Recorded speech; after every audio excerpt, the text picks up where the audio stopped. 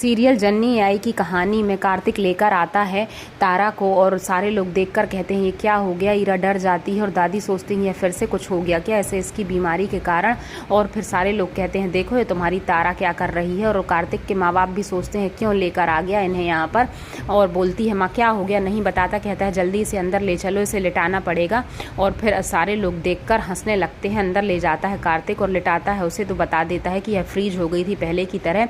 मैं बैठा था और जैसे ही इसे ले जाने वाला था इसके ऊपर बोरियां गिर जाती हैं। वह देखकर एकदम फ्रीज हो गई थी। मैंने इसे गोद में उठाया तो बिल्कुल नहीं हिल रही थी। आप जाइए, मैं ख्याल रख लूँगा। तो कार्तिक को वहाँ से भगा देती हैं, कहती हैं मेरी बेटी है, मैं खुद देख लूँगी। वह फ़ोन करती है और डॉक्टर को बताती है कि तारा फिर से फ्रीज हो गई। वह बोलते हैं ये नए नए सिम्टम्स हैं, तुम्हें कुछ करना पड़ेगा, अब इसका कोई इलाज नहीं है, ये अंत समय का निशान है। वह बोलती है नहीं, मैं अपनी बेटी को बचा कर रहूँगी चाहे कुछ हो जाए। सोचती है मुझे उस रोबोट पर काम करना पड़ेगा जल्द से जल्द, नहीं मेरी तारा को कुछ ना कुछ हो जाएगा। मैं अपने तारा को बुझने नहीं दे सकती चाहे कुछ हो जाए। वह उसी रूम में चली जाती है जहाँ पर सारा सिस्टम है और वह बोलती है मैं अब इसे लोड करूँगी। वह 45% लोड हो जाता है और कहती है यह जल्दी से लोड हो जाए फिर मैं इसको कनेक्ट करूँगी। यहाँ पर उसे दिखते हैं अपने पति और बोलते हैं तुम सब कुछ कर सकती हो। और जैसे जैसे उनने बताया था उसे सब कुछ याद आ जाता है और उनकी भी याद आ रही है क्योंकि वह अकेली है, अकेले उसे अपनी बेटी को बचाना है। उसकी बीमारी बहुत बड़ी है। सारी लोडिंग जब कंप्लीट हो जाती है तो यहाँ लैब में भी